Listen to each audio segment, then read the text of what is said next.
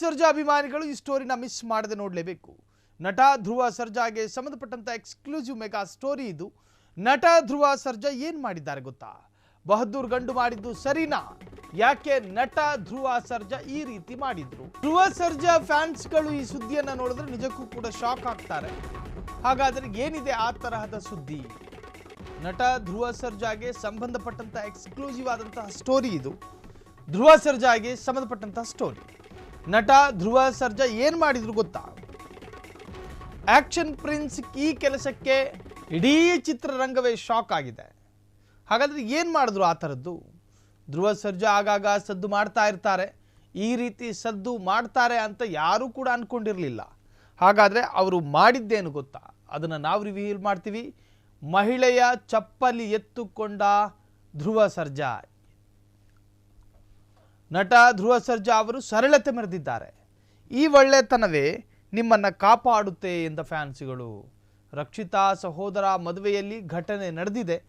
ಧ್ರುವ ಸರ್ಜಾ ಒಂದು ಮಹಿಳೆಯ ಚಪ್ಪಲಿಯನ್ನು ಎತ್ತಿಕೊಂಡಿದ್ದಾರೆ.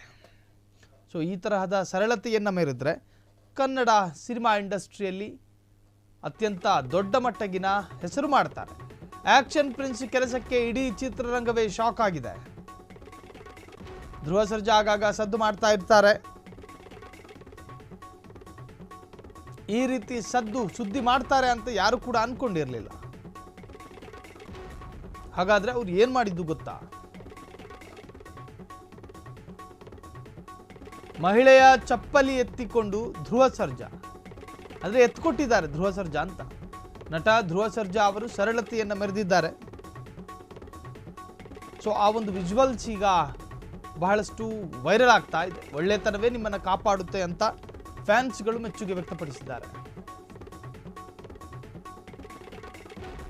Action prince ಕೆಲಸಕ್ಕೆ ಇಡೀ ಚಿತ್ರರಂಗವೇ ಈಗ ಶಾಕ್ ಆಗಿರುವಂತಹ.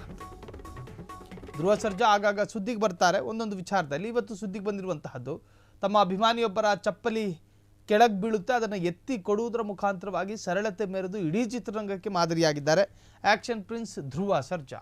ಕ್ಷಣ ಕ್ಷಣದ ಸುದ್ದಿಗಳಿಗಾಗಿ ಫ್ರೀಡಂ ಟಿವಿ ಸಬ್ಸ್ಕ್ರೈಬ್ ಮಾಡಿ, ಲೈಕ್ ಮಾಡಿ ಹಾಗೂ ಫಾಲೋ ಮಾಡಿ.